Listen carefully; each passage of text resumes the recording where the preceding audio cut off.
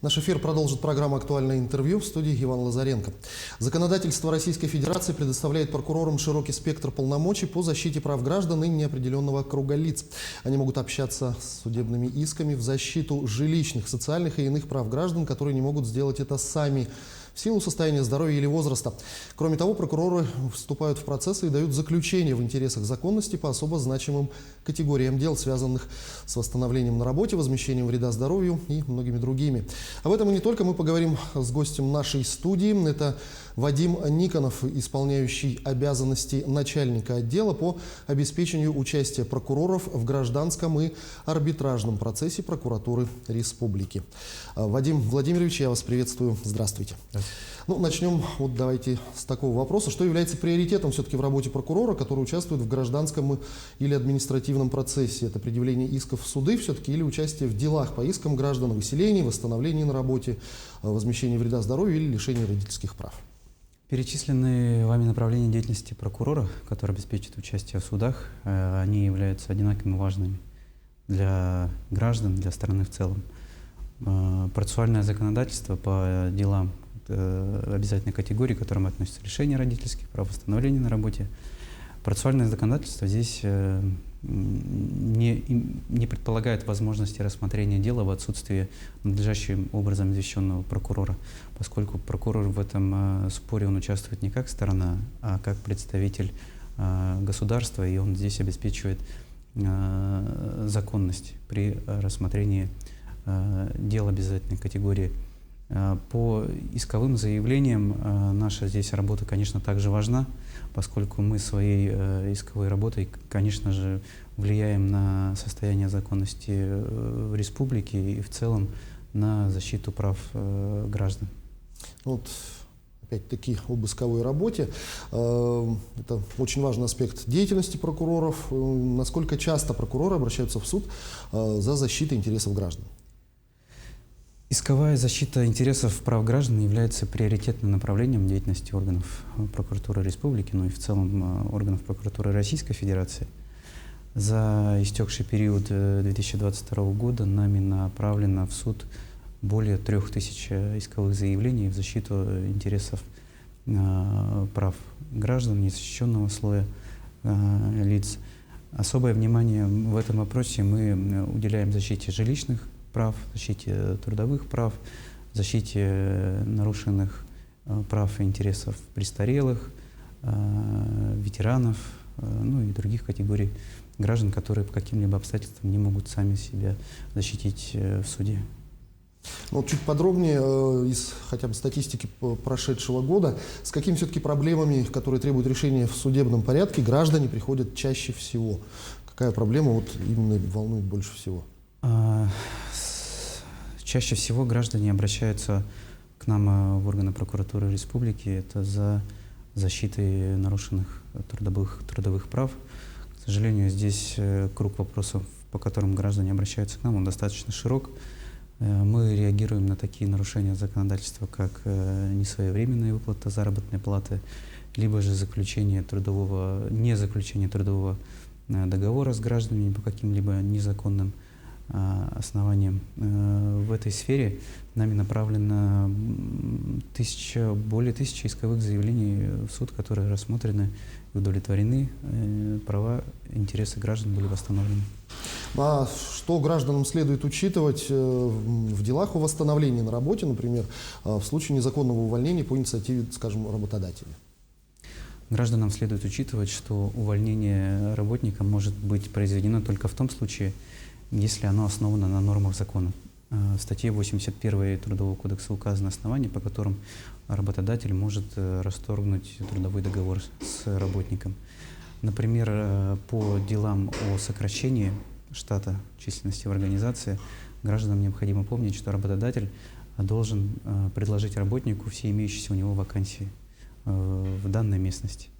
Кроме того, гражданин должен быть уведомлен персонально под расписку не менее чем за 2 месяца до предстоящего сокращения. Кроме того, граждане должны помнить, что не допускается увольнение работников в период его временной нетрудоспособности, нахождения его в отпуске.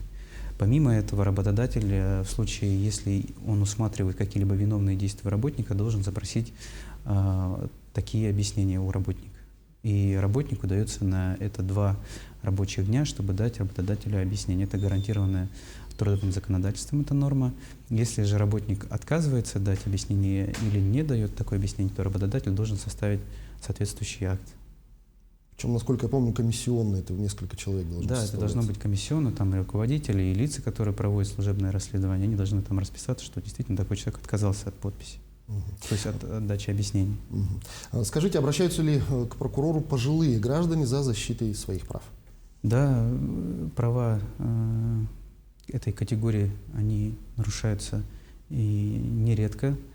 К нам обращаются пенсионеры, не работающие по старости, например, которым по каким-либо основаниям было отказано в предоставлении каких-либо социальных льгот, каких-либо выплат. Мы такие обращения рассматриваем, проводим соответствующие проверки и направляем исковые заявления в суд. Вот, к примеру, недавно состоялось исковое заявление, где пенсионеру, не работающему, было отказано в возмещении стоимости проезда к месту отпуска. Ну и обратно, в соответствии с законодательством, они должны возмещать все эти расходы, и в том числе провоз багажа. Ну, по каким-либо причинам это не было сделано. Мы обратились с соответствующим исковым заявлением.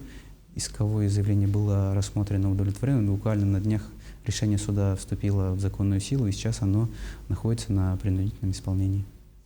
Ну, еще один очень такой большой пласт проблем, которые озвучиваются в суде, это жилищные проблемы, жилищные права граждан. Скажите, требует ли судебного понуждения защита жилищных прав наших жителей?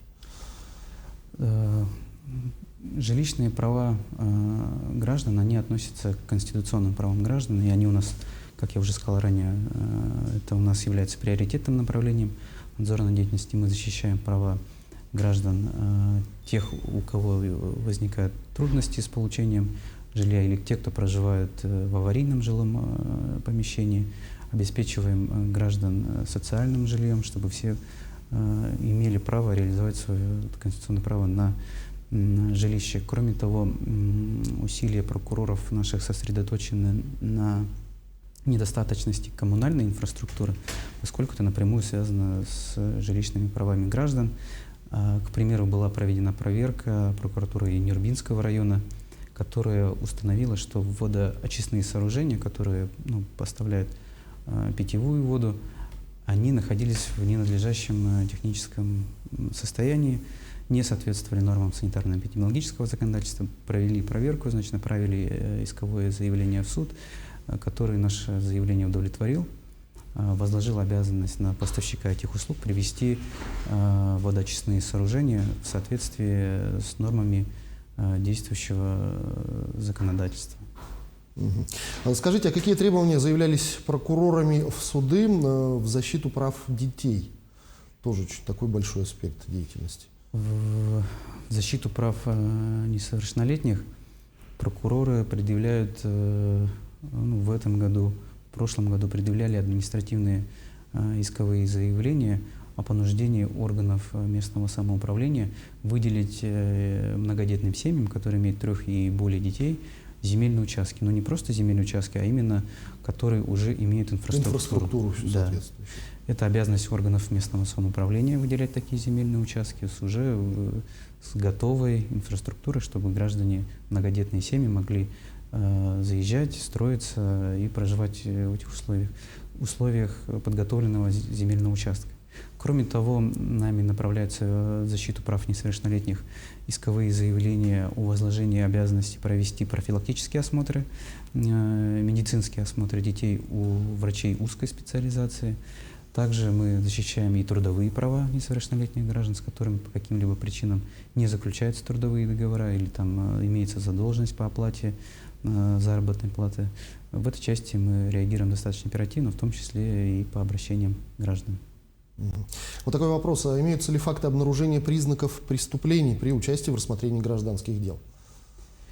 Да, у нас есть такие полномочия по реагированию в случае, если мы выявляем нарушение законодательства, в том числе и уголовного законодательства, мы можем реагировать это, ставя вопрос перед судом о вынесении частного определения в адрес виновного должностного лица. Кроме того, мы можем направить материалы гражданского дела в следственные органы для решения вопроса о возбуждении уголовного дела по тем или иным фактам.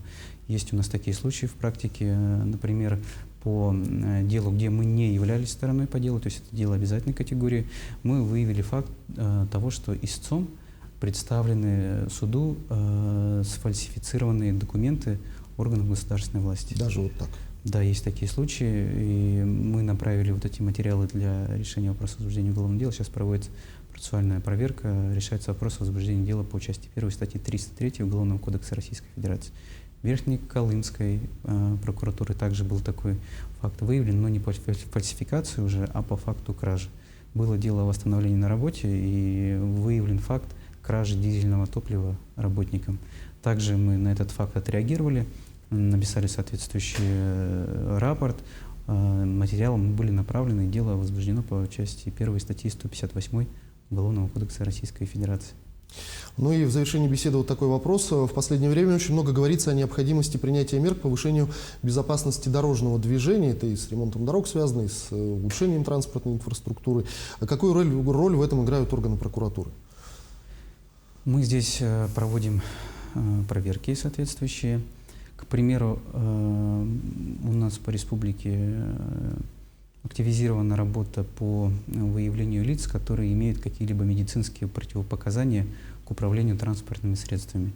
Мы в этом случае направляем административные исковые заявления о признании права управления транспортным средством недействительным. Кроме того, мы проводим проверки и по дорогам. Например, по городу Якутску было направлены исковые заявления по 87 участкам автомобильных дорог о приведении их в соответствие, в том числе и улично-дорожной сети. Прокуратурой Чурапчинского района была проведена проверка по безопасности дорожного движения вблизи образовательных учреждений. Установлено, что на дорогах не стояли соответствующие дорожные знаки, пешеходный переход, что дорога находится вблизи образовательного учреждения. Исковые заявления были удовлетворены и исполнены. Что ж, Вадим Владимирович, я благодарю вас за эту беседу. Спасибо, что ответили на наши вопросы. Это была программа «Актуальное интервью». Гостем нашей студии был Вадим Никонов, исполняющий обязанности начальника отдела по обеспечению участия прокуроров в гражданском и арбитражном процессе прокуратуры Республики. На этом я с вами прощаюсь. До встречи в эфире.